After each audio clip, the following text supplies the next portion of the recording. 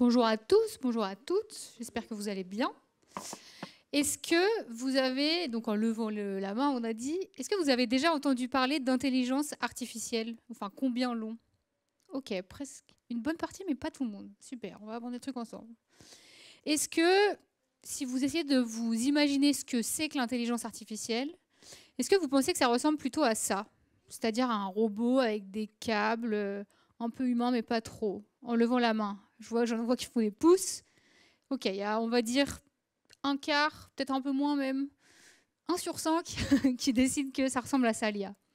Est-ce que d'autres pensent que ça ressemble plutôt à ça, une boîte à outils avec plein d'objets dedans? Il y en a qui disent non, il y en a qui disent oui. Ah non, on dit non? Plutôt non. Ok, bof. Bah moi, je pense que si. Moi, je pense que l'intelligence artificielle, et ce que je vais essayer de vous expliquer, c'est que c'est un peu comme une boîte à outils, mais numérique. Donc quelque chose auquel on accède via un ordinateur comme cette dame, via un téléphone, via une tablette, via des jeux numériques, ce genre de choses. Et bref, je vais essayer de vous expliquer comment ça marche. Mais pourquoi est-ce que moi, je vous parle de ça? Ça, c'est moi quand j'avais, je pense, quand j'étais un tout petit peu plus petite que vous. Déjà, à l'époque, j'aimais bien lire des livres. Et j'aimais bien chercher des informations. Il y avait un peu moins d'ordinateurs et de téléphones à l'époque. Donc du coup, on me faisait surtout jouer avec du texte et du papier, mais je pense que vous aussi encore. Et depuis, j'ai continué de lire des livres, de chercher de l'information, sauf que c'est devenu mon métier. Et puis surtout, je l'ai fait en utilisant beaucoup d'objets connectés. Vous voyez, j'aime bien jouer à la Nintendo Switch, j'aime bien jouer aux jeux vidéo. J'ai mon propre téléphone, c'est d'ailleurs lui qui me sert de note si jamais j'oublie ce que j'ai à vous dire aujourd'hui. Et à un moment, j'avais même un t-shirt avec un Minitel dessus. Le Minitel, c'est l'ordinateur des vieux. J'aime beaucoup Internet, j'aime beaucoup les objets numériques, et donc je suis devenue journaliste spécialisée dans ces questions-là. Donc je travaille beaucoup sur les questions d'intelligence artificielle, mais aussi le reste. Aussi pourquoi on utilise des téléphones, aussi pourquoi on utilise des ordinateurs, qu'est-ce que ça fait. Et c'est un métier super pratique parce que ça permet d'aller voir plein de gens qui sont très très forts dans ces domaines et de leur demander comment ça marche. Et donc je vais essayer de vous expliquer un peu ce que j'ai compris aujourd'hui à force d'aller voir ces gens et de leur demander comment ça marche. Donc l'IA, plutôt un robot, plutôt une boîte à outils.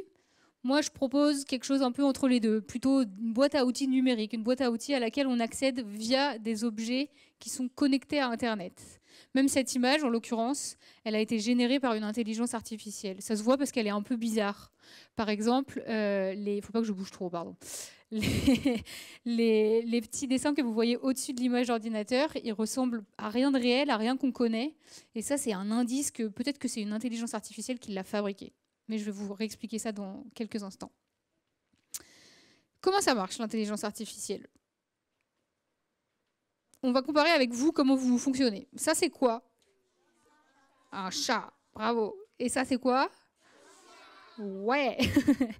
Une intelligence artificielle, pour lui expliquer la différence entre des chats et des chiens, il faut lui montrer beaucoup plus d'images. Donc là, vous voyez, j'ai mis plein d'images de chats d'un côté, plein d'images de chiens d'un côté. C'est des images qu'on trouve sur Internet. Si on va sur Google et qu'on cherche chat, on trouve ça. Si on va sur Google et qu'on cherche chien, on trouve l'image de l'autre côté.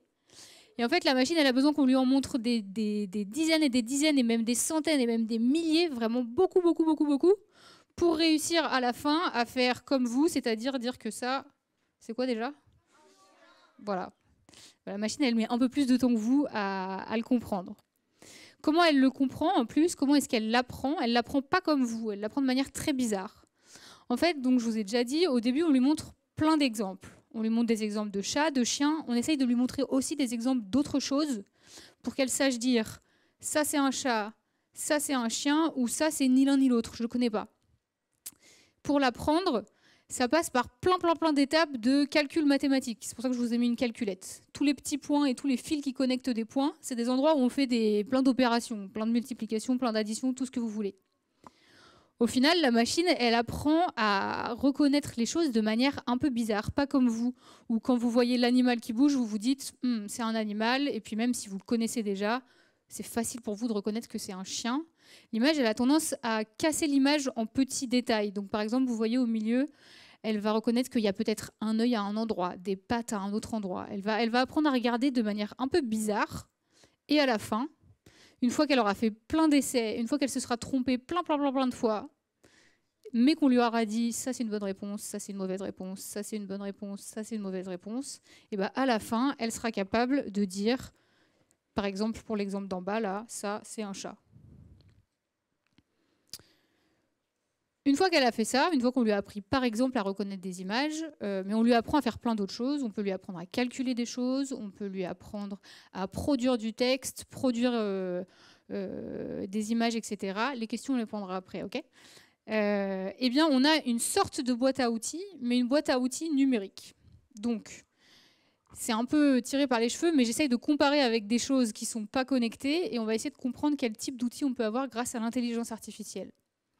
Là, si vous voyez, les quelques exemples que je vais essayer de vous expliquer, c'est ceux qui sont liés à comment on fait quand on est une machine qui... dans quelle mesure l'intelligence artificielle, ça permet aux machines de voir, comme si c'était des paires de lunettes pour les robots. Dans quelle mesure est-ce que ça peut servir de miroir, parfois, pour nous les humains? Dans quelle mesure ça peut nous aider à dessiner ou à peindre? Dans quelle mesure est-ce que ça sert de loupe ou de bulletin, c'est-à-dire des choses qui servent à suivre et à prendre des notes sur ce qui se passe? Dans quelle mesure aussi ça peut servir, un peu comme les lunettes, à voir, mais pour des machines comme les voitures, par exemple. Est-ce que vous connaissez ça? Vous avez déjà joué avec des filtres? Ouais, je vois que certains... Ouais, pas mal, ok. Les filtres, vous voyez, c'est quelque chose qui est possible grâce à 2 étapes. Je vais un peu vite, pardon. La première étape, c'est il faut que le téléphone, il vous voit. Et la deuxième, c'est il faut qu'il puisse mettre par-dessus votre tête un truc un peu rigolo, des lunettes, un foulard, quelque chose que vous n'avez pas dans la vraie vie. Ça, c'est l'intelligence artificielle qui permet de le faire. Donc l'intelligence artificielle, par exemple, si vous mettez certaines de ces applications sur une caméra ou sur un téléphone, elle va être capable de voir les gens qui se déplacent. Par exemple, là, c'est sur une image sur une caméra dans l'espace public. La caméra, grâce à l'intelligence artificielle, elle arrive à repérer qu'il y a des gens qui se déplacent, mais encore une fois, elle ne voit pas exactement comme vous. Elle voit un peu comme c'est montré ici, en carré. Elle voit qu'il y a des carrés qui bougent et elle se dit, ça c'est des humains. Si on la met sur un téléphone ou une caméra aussi, quand elle reconnaît un visage, c'est un peu comme sur l'image de là-bas. Elle le reconnaît en dessinant des points sur tous les éléments un peu saillants du visage. Donc le nez, en haut des yeux, enfin un peu comme c'est montré ici. Ça c'est très pratique pour trouver qu'il y a des gens ou qu'il y a des animaux, ou qu'il y a des objets intéressants dans une image. C'est très pratique aussi quand on l'associe à encore un peu plus de technologie pour, par-dessus, mettre une fausse couronne de fleurs, des fausses lunettes, ce genre de choses. Donc, dans ces cas-là, l'intelligence artificielle mise sur un téléphone, par exemple, ça peut servir de miroir aussi.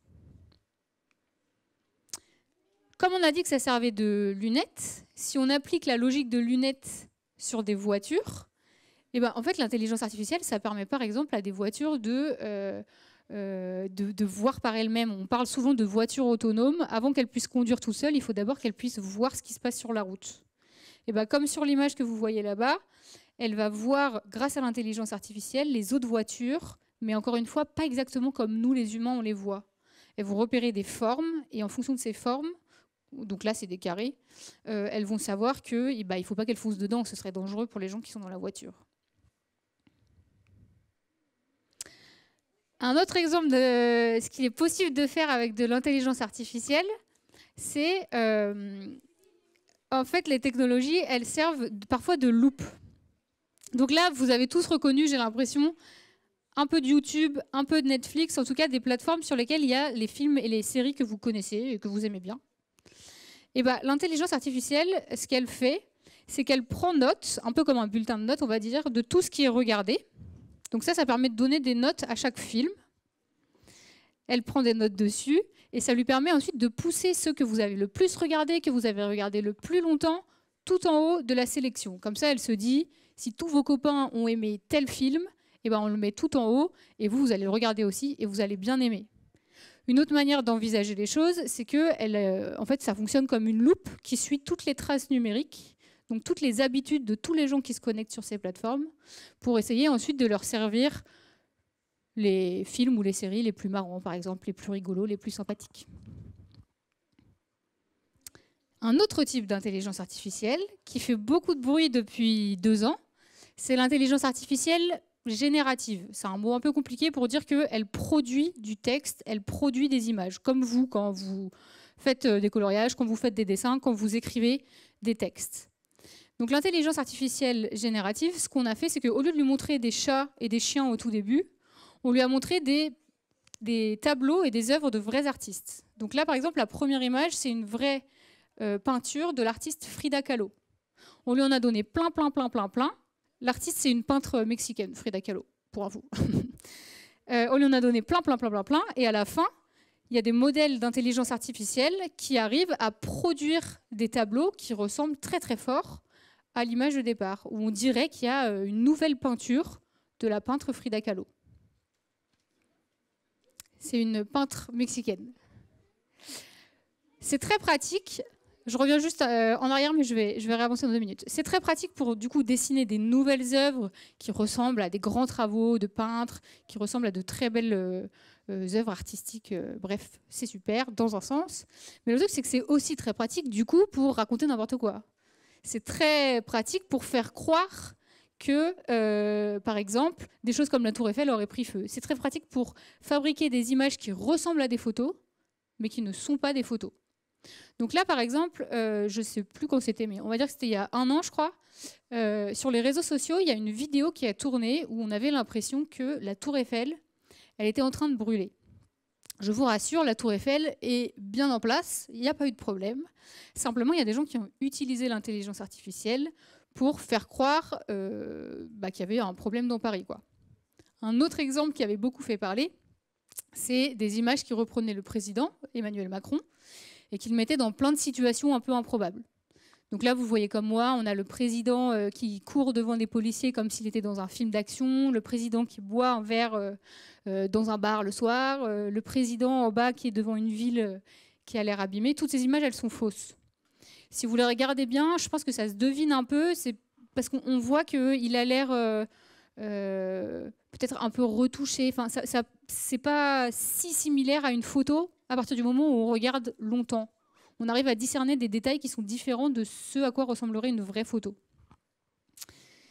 Ça, je vais m'arrêter un peu dessus parce que pour moi, c'est important. En fait, l'intelligence artificielle, c'est très pratique pour donc, fabriquer des nouvelles œuvres, pour suivre nos habitudes et nous servir nos films préférés.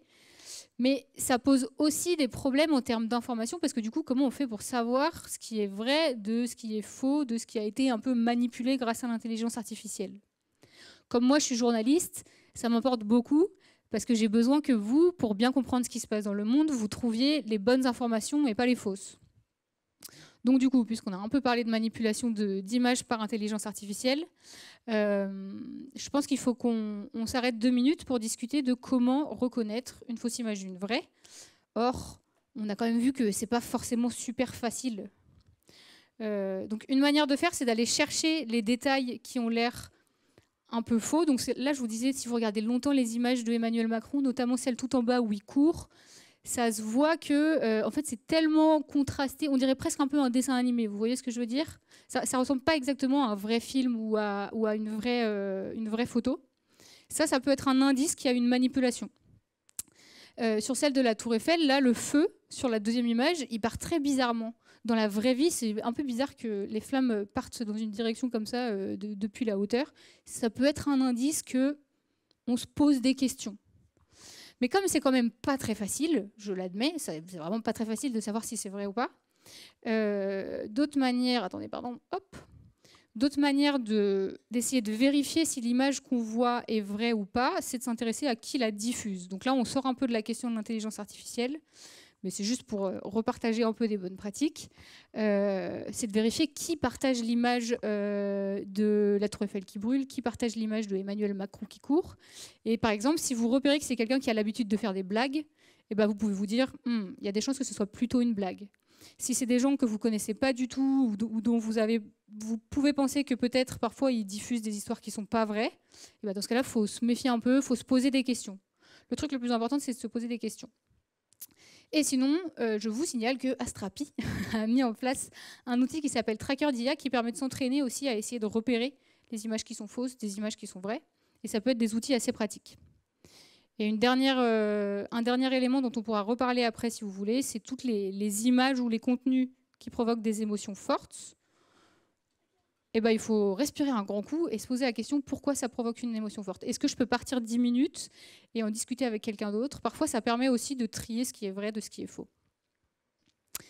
Pourquoi il y a des mensonges et des bugs? Alors, je n'ai pas trop parlé de bugs, mais on peut considérer que c'est un peu un bug créé par l'intelligence artificielle. Pourquoi il y a des mensonges et des bugs à cause des technos d'intelligence artificielle? En fait, parce que ces machines, même si on a montré qu'elles étaient très compliquées et qu'elles apprenaient pas du tout de la même manière que vous, c'est quand même des machines qui ont été construites par des humains. Et les humains, c'est comme vous, c'est comme moi. Parfois, ça fonctionne très bien, parfois, ça a des très bonnes idées, mais parfois, ça dit des bêtises. Et parfois, ça fait des erreurs parce qu'on est fatigué, parce qu'on n'était pas attentif. Bref. Et tout ça, ça se retrouve aussi dans les machines. Par ailleurs, donc oui, si j'ai mis des photos d'humains au début et à la fin, c'est aussi pour montrer qu'il y a des humains dans toute la chaîne de fabrication de l'intelligence artificielle. C'est des humains qui vont choisir les images ou les éléments qui vont donner au début à l'intelligence artificielle. C'est des humains qui vont construire tous les petits tuyaux et les petits points que je vous montre ici. Et puis à la fin, c'est des humains comme vous et comme moi qui vont utiliser les outils. Et parfois, on n'utilise pas forcément les outils pour raconter des trucs vrais ou pour faire des trucs parfaits. Parfois, on les utilise pour faire des trucs juste pour le plaisir ou pour raconter des histoires. C'est possible aussi. Par ailleurs, ces humains, notamment les humains qui construisent les outils, il se trouve qu'ils ne sont pas hyper diversifiés, ils ne sont pas hyper représentatifs de tout le monde qu'il y a dans la société. Donc là, c'est pour les étapes du début, ceux qui fabriquent les machines. Il se trouve que dans le monde du numérique, pour l'instant, c'est principalement, c'est un peu grossier, mais c'est principalement des garçons qui sont blancs de peau et qui viennent de pays riches. Or, ils sont super intelligents, ces garçons, mais ils ne peuvent pas connaître la vie de tous les autres gens. Ils ne peuvent pas connaître la vie des filles, ils ne peuvent pas connaître la vie des gens qui ont une peau d'une couleur différente, ils ne peuvent pas connaître la vie des gens qui ne vivent pas dans les mêmes pays qu'eux. Et du coup, ce que ça fait, c'est aussi que leurs outils d'intelligence artificielle, comme le reste des outils numériques, quelquefois, il y a des problèmes dedans parce qu'ils ne connaissent pas la situation dont les gens ont besoin. Donc moi, par exemple, c'est aussi une des raisons pour lesquelles je travaille beaucoup sur ces sujets. C'est que je trouve qu'il manque parfois des outils qui fonctionneraient mieux pour quelqu'un comme moi. Je pense que c'est important d'en discuter avec vous parce que, en fait, plus il y aura de gens qui s'intéresseront à comment fonctionne le numérique, plus il y a de gens qui s'intéressent à comment fonctionne l'intelligence artificielle, plus on peut construire des outils qui fonctionnent pour tout le monde. Donc l'idéal, ce serait de passer de l'image un peu comme ici, qui est ce à quoi représente le numérique aujourd'hui, vers un monde un peu plus diversifié, parmi ceux qui construisent l'intelligence artificielle, les humains qui la fabriquent. Voilà, donc là je vous ai déjà dit quand même pas mal de choses. Je pense qu'il y a des questions, j'ai vu des bras tout à l'heure se lever. Mais avant qu'on y passe, je vous propose qu'on résume un petit peu ce qu'on s'est raconté, enfin ce que j'ai raconté, je parle toute seule depuis tout à l'heure. L'IA, c'est un peu comme une boîte à outils, du coup. Une boîte à outils au sens numérique. En fait, c'est plein d'outils différents. Il y a des outils qui permettent de reconnaître des images. Il y a des outils qui permettent de produire des images ou du texte. Il y a des outils qui permettent de mettre des notes sur tous les éléments qu'il y a en ligne pour ensuite les classer, y compris les films ou les séries que vous aimez bien. C'est souvent très pratique, mais parfois, il faut faire attention. Comme moi, je suis journaliste, j'ai mis beaucoup d'intérêt sur la question des fausses informations. Mais on peut aussi constater que, par exemple, si l'intelligence artificielle, elle vous sert tout le temps les films que vous aimez bien, tout le temps les séries que vous aimez bien, et bien peut-être qu'à la fin, vous allez passer votre temps à regarder des films tout le temps. Ça a l'air chouette au début, mais ça vous sépare aussi du monde du dehors. Donc il faut quand même se poser des questions sur comment ça fonctionne les outils numériques qu'on utilise. Par ailleurs, parfois ça ne fonctionne pas. Ça, c'est comme tous les outils qu'on utilise. Parfois, votre stylo ne fonctionne pas. Et parfois, vos outils numériques ne fonctionnent pas non plus. Et si ça ne fonctionne pas, on peut se demander pourquoi. Ça veut dire que c'est des humains qui l'ont construit. Ça veut dire qu'on peut demander à ce que quelqu'un le répare ou demander de l'aide à quelqu'un d'autre, à un autre adulte ou même à un ami, pour aider à mieux se servir des outils numériques. Enfin bref, c'est pas un outil parfait, quoi. Et puis l'IA aussi, je ne sais pas si vous l'avez compris au fil de cette conférence, mais en fait, ça nous en apprend aussi beaucoup sur nous-mêmes. Ça s'appelle l'intelligence artificielle à la base, parce que les scientifiques ils voulaient mieux comprendre comment fonctionnait l'intelligence humaine. Et c'est pour ça que si on revient sur toute la liste, enfin d'ailleurs c'est même pas une liste entière, hein, mais la liste des exemples que je vous ai donnés, il y a quand même beaucoup d'exemples qui ressemblent à des choses que les humains font. Vous voyez ?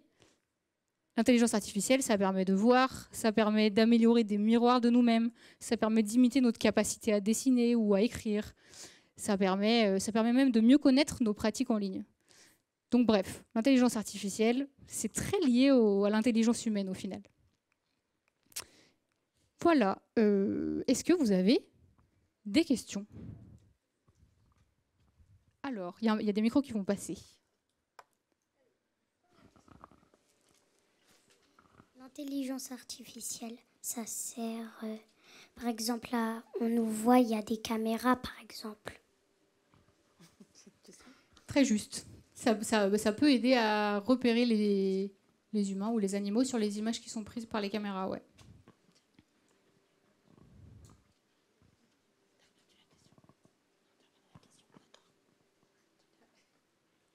Il y a des débats dans les questions.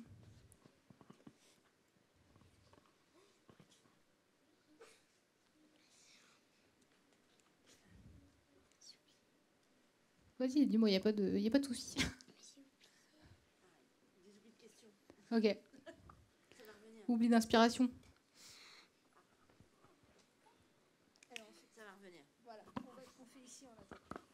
Est-ce que des fois, l'IA, elle comprend plus vite que nous ?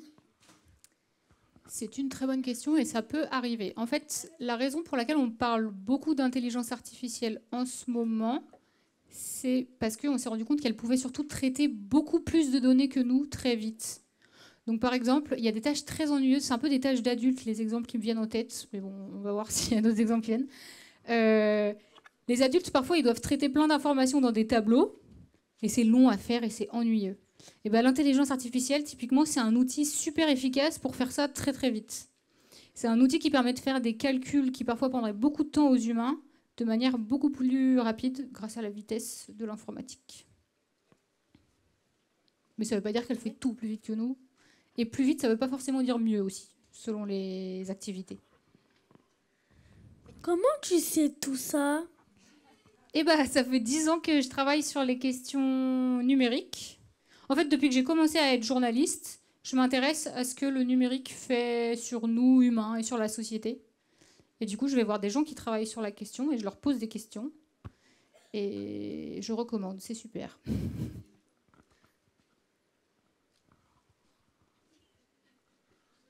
Mais qui a créé une IA ? Bah, des scientifiques. Alors, à la base, c'est des scientifiques.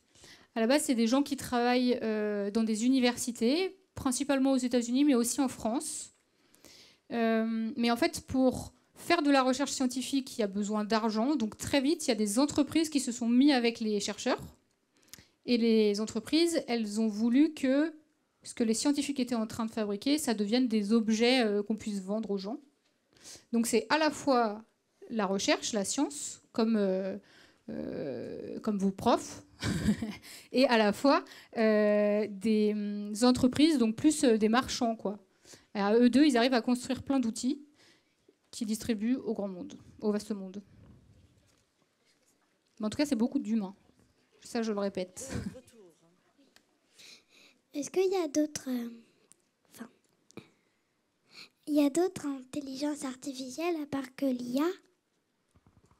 Bah, l'IA, c'est le nom raccourci de intelligence artificielle. C'est le I et c'est le A.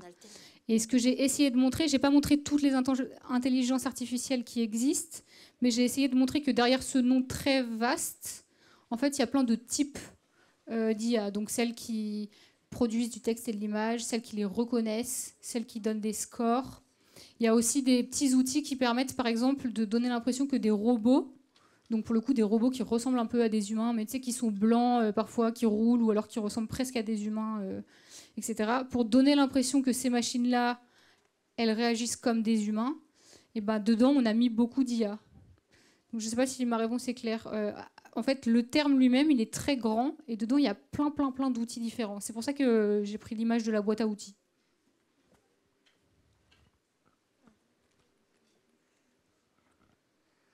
Et comment ça se fait que en fait, l'IA était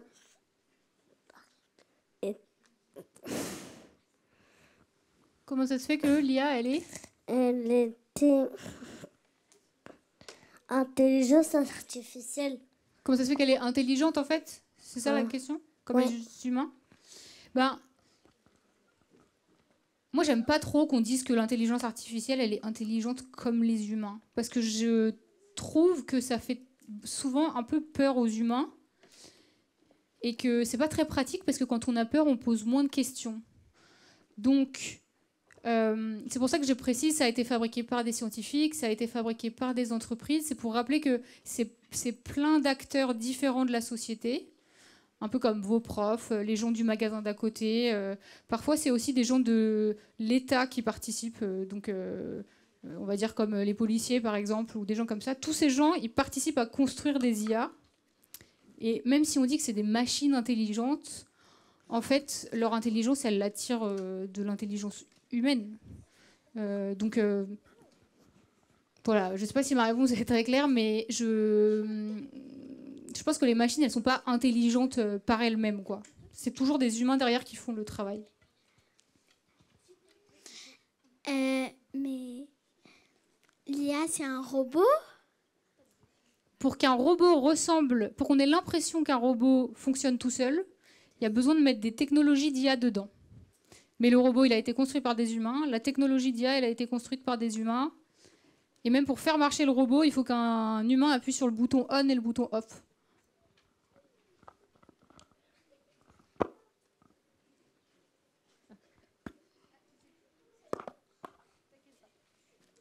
Pourquoi l'intelligence artificielle, ça existe? J'ai pas compris, pardon. Ça existe pour plusieurs raisons, je dirais. Ça existe. D'abord, ça a commencé par exister dans les livres. Il y a un livre qui s'appelle Frankenstein, où c'est une histoire qui fait peur et où c'est un humain qui fabrique un autre humain. Enfin, c'est un peu une histoire qui fait peur. Ça, c'est une des premières histoires dans lesquelles on a imaginé qu'un humain puisse fabriquer un autre être vivant. Ou en gros, on a fait comme s'il était Dieu, il arrive à fabriquer d'autres êtres vivants. Ensuite, il y a les scientifiques qui se sont emparés de la question, comme je le disais tout à l'heure, et qui ont commencé à se dire, mais si en utilisant les technologies numériques, donc l'informatique, les ordinateurs, si on s'en servait, est-ce qu'on arriverait à mieux comprendre comment fonctionne le cerveau des humains? Donc là, ils se sont mis à faire plein de recherches, et ils ont décidé que leur recherche, ça allait s'appeler l'intelligence artificielle. Et puis ensuite, il y a les entreprises qui sont arrivées, qui ont dit, c'est vachement bien ce que vous faites, est-ce qu'on peut s'en servir pour construire des outils qu'on va aller vendre aux gens? Et donc là, beaucoup des outils dont je vous ai parlé aujourd'hui, c'est plutôt cette étape-là, donc la troisième, celle où on met des technologies dans des outils, comme les smartphones, comme les voitures, comme les caméras. Et grâce à ça, on peut vendre des nouveaux produits aux humains.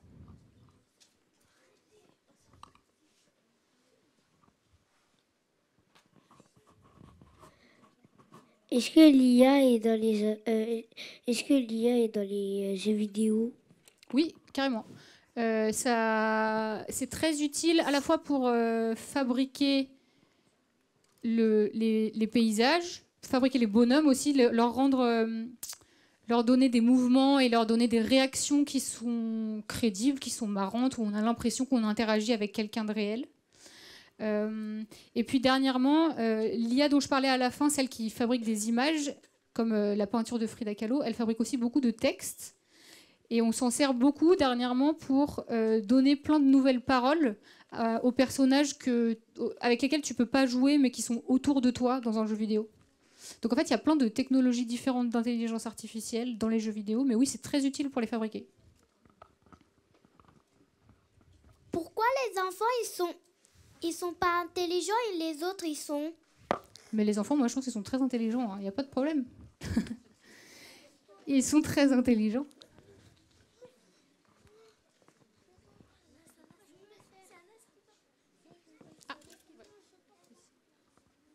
Ça sert à quoi l'intelligence? L'intelligence au sens large? Non. Ça sert à quoi l'intelligence artificielle? Bah, ça sert à plein de choses.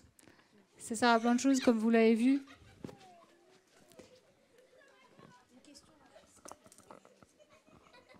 C'est quand que l'intelligence artificielle a été créée? Le nom En vrai, il a été créé en 1956. Il a été créé pour faire encore une fois, pour faire un groupe de recherche par des scientifiques. Mais après, les technologies d'intelligence artificielle, bah, il y en a plein, donc ça dépend laquelle. Mais par exemple, on a commencé à être très fort en reconnaissance d'images en 2012. En 2012, il y a eu les technologies qui ont permis de vraiment très bien savoir reconnaître un chat d'un chien. Et ça faisait partie vraiment des exemples utilisés par les scientifiques. Et depuis, ça ne fait que s'améliorer. Mais donc, ça fait à peine 15 ans que les dernières technologies fonctionnent vraiment bien. C'est quand même plus que... Je ne sais pas quel âge vous avez, mais... Voilà, c'est quand même un peu plus vieux que vous. Mais pour les adultes, c'est très récent. L'intelligence artificielle, elle est née pour faire quoi? Bah, plein de choses. Donc, répondre à plein de questions. Mais même à la base, on l'a surtout fabriquée pour essayer de comprendre comment fonctionnait l'intelligence humaine. Donc, du coup, le fait qu'aujourd'hui, on ait l'impression que c'est plus fort que l'intelligence humaine, c'est très étonnant, en fait. C'est peut-être... Enfin, moi, je pense que c'est un peu trompeur, d'ailleurs. Donc, à la base, elle est née pour essayer de mieux nous comprendre, nous. Et aujourd'hui, ça sert surtout à fabriquer de nouveaux usages, de nouvelles expériences. Par exemple, fabriquer des voitures autonomes. Par exemple, fabriquer des jeux vidéo qui fonctionnent vachement bien. Par exemple, sélectionner de la manière la plus efficace possible les films ou les séries ou les jeux que vous voulez voir en ligne. Toutes ces choses-là. Ou faire des filtres. Ah, selfie. Mais l'IA, ça sert à quoi? C'est un peu la même chose.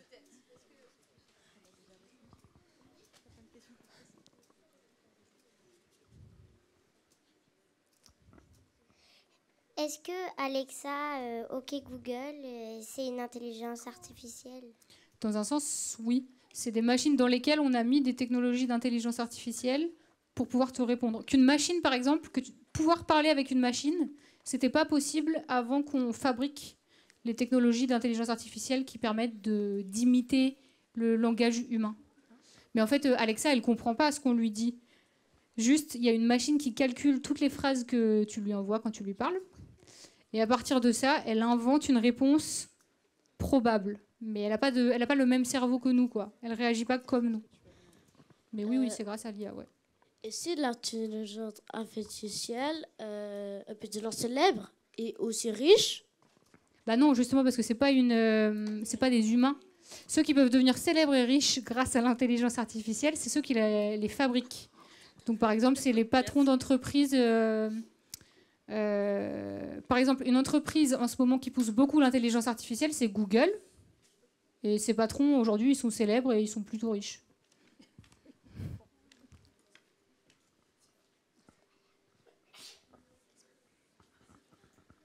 Pourquoi ceux qui ont cherché l'intelligence artificielle, ils voulaient chercher? Bah, pourquoi on réfléchit? C'est une très grande question, non?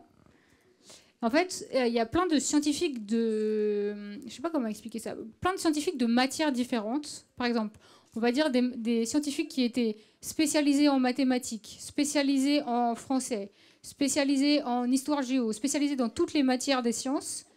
À un moment, ils se sont dit, est-ce que si on se réunit tous ensemble, on peut pas mieux comprendre pourquoi on réfléchit et comment?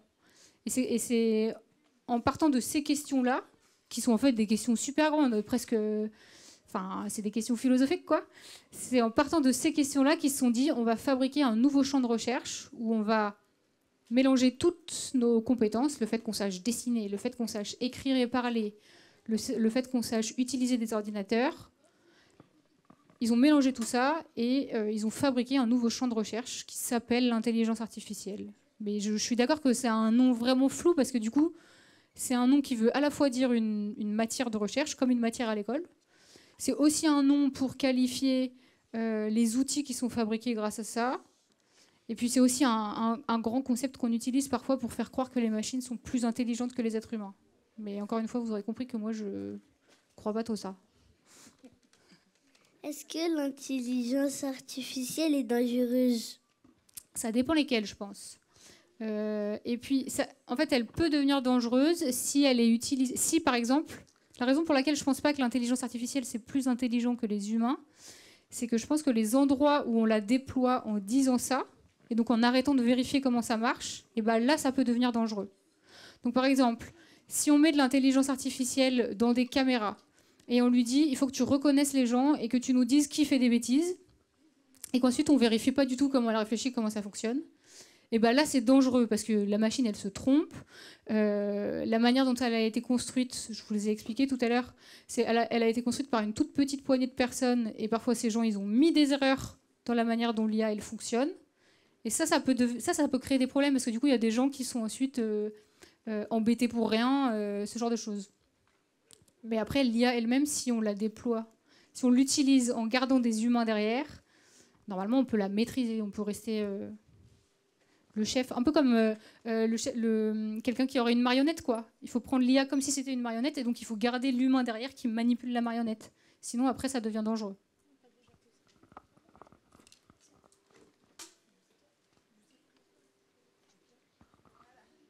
Comment c'est fait les robots? Ah, vaste sujet. Est-ce que tu as une heure de plus? C'est plein de spécialités différentes qui fabriquent les robots. Il y a des gens qui travaillent sur l'intelligence artificielle. Et puis il y a des gens qui aiment bien construire des machines, comme ils construiraient des ordinateurs ou comme ils construiraient des voitures. Et ben, il y en a qui préfèrent construire des robots. Et c'est en mélangeant les deux qu'on arrive à faire des robots dont on a l'impression qu'ils sont intelligents. Mais c'est un vaste sujet encore. Alors, est-ce que l'IA a des amis?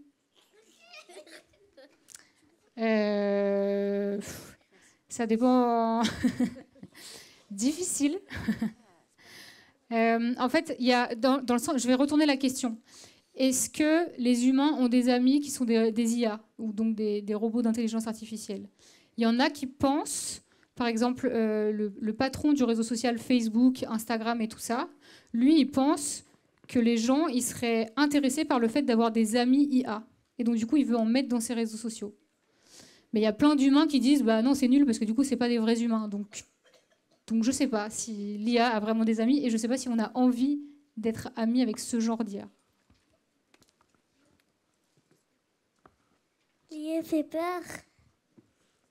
Tu dis quoi que ça fait peur? En fait, l'IA, est-ce que ça peut devenir effrayant? Il y a déjà eu la question. Sur quoi? Sur l'IA fait peur? Oui, ça dépend du type d'intelligence artificielle, ça dépend comment on en parle. Si on dit qu'elle est plus intelligente que les humains, souvent ça fait peur. Mais vous avez le droit de poser la question à ceux qui disent ça. Pourquoi tu dis que c'est plus intelligent que les humains? En fait, très souvent, c'est des humains qui les fabriquent, c'est des humains qui les utilisent. Donc on peut dire que c'est les humains qui font peur et pas l'IA. Si l'intelligence artificielle, elle existe, est-ce que les applications existent aussi, les intelligentes? J'ai pas bien compris la question, je pense. Tu veux dire quoi par application? Bah, les trucs... En ligne? Oui. Oui, ça existe, on s'en sert. Oui, dedans, parfois il y a des technologies, on dit que c'est de l'intelligence artificielle. Là où moi je dis existe pas, c'est plus dire que les machines sont intelligentes comme les humains. Ça, moi, j'ai tendance à dire pas vraiment. Voilà, on va prendre encore 2 questions. Et puis du coup, après, ça sera fini. C'est quand que l'IA a commencé à faire des images, à créer des images? À les fabriquer? Oui. Pour les scientifiques où le grand public ne le voyait pas, on va dire que c'était il y a 5-6 ans. Et pour le grand public, donc les gens comme toi et moi, quand on va sur un ordinateur, c'est depuis il y a 2 ans en gros. D'accord. C'est très récent. Donc la dernière. Est-ce que l'intelligence artificielle, c'est de l'art? Alors, vaste question encore une fois. On peut utiliser de l'intelligence artificielle pour faire de l'art. L'intelligence artificielle qui produit des images et du texte dont on parlait il y a 2 minutes, pour fonctionner, elle a mangé de l'art, si je puis dire. Enfin, elle en a pris plein et elle s'est entraînée dessus. Donc elle arrive à produire de nouvelles œuvres. Mais le problème, c'est que comme c'est fait par un robot, il y a plein de questions, il y a plein de gens qui se demandent si c'est vraiment de l'art ou pas. Aussi, si c'est pas un peu du vol, parce que pour s'entraîner, elle a pris des peintures qui existaient déjà et après elle recrache des choses qui ressemblent. Donc est-ce que c'est une bonne manière de faire? Ça fait partie des questions qu'on se pose. Mais ça permet, dans certains endroits, de faire de l'art. Et il y a des artistes aussi qui s'en servent pour fabriquer de nouvelles œuvres. Donc en tout cas, il y a plein de questions autour de ça. Merci beaucoup Mathilde Saliou. Je crois qu'on peut l'applaudir. Merci à vous pour vos nombreuses questions.